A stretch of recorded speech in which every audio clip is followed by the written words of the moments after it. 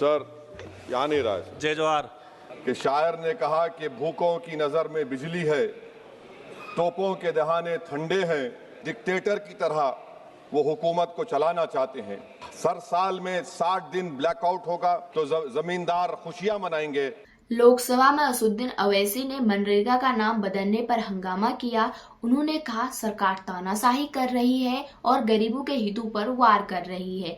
अवैसी ने जोर देकर कहा कि इस बिल से गरीबों को कोई फायदा नहीं मिलेगा और 60 दिनों में ही ब्लैकआउट होगा, यानी कोई काम नहीं मिलेगा। उन्होंने चेताया कि जमींदार खुशियां मनाएंगे, लेकिन जो आम जनता है, जो गरीब है, उनकी मुश्किलें बढ़ेंगी। उन्होंने बिहार और सीमांचल में पलायन की भी बात की और कहा पहले 1.5 करोड़ लोग पलायन कर रहे थे, अब यह संख्या और बढ़ जाएगी।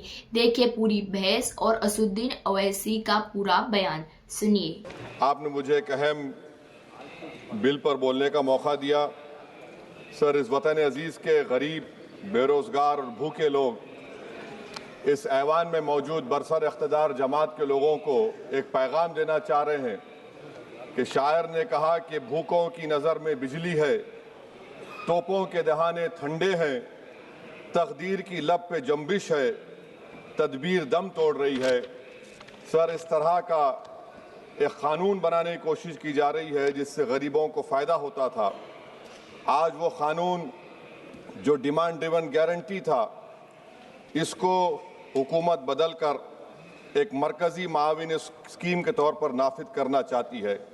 सर, जब तक किसी पंचायत को नोटिफाई नहीं किया जाएगा, उस पंचायत में काम नहीं होगा। हुकूमत की ये पॉलिसी हमेशा ये रही है कि हर इख्तियार को हासिल करना चाहते हैं और एक डिक्टेटर की तरह वो हुकूमत को चलाना चाहते हैं। सर, आप बताइए, मरकज़ी हुकूमत ये कैसे फैसला करेगी कि एक डिमांड ड्रिवन गारंटी को आप रियासत को बोलेंगे नॉर्मेटिव एलोकेशन कर दिया जाएगा, और अगर कोई रियासत उससे ज़्यादा अखराजात करती है तो फिर उनको उसका बोझ उठाना पड़ेगा। मुतालिबा पर मोदी गारंटी को एक सप्लाई डिमांड प्रोग्राम पे तब्दील किया जा रहा है। सर, साल में 60 दिन ब्लैकआउट होगा, किसी को काम नहीं मिलेगा। इस ब्लैकआउट के 60 दिन के ब्लैकआउट से खवातीन को और जिनके पास ज़मीन नहीं है, लैंडलेस लोगों को बहुत बड़ा नुकसान होगा। ये कानून अगर बनेगा तो ज़मींदार खुशियां मनाएंगे और गरीब उस ज़मींदार के रहमो करम पर रहेगा।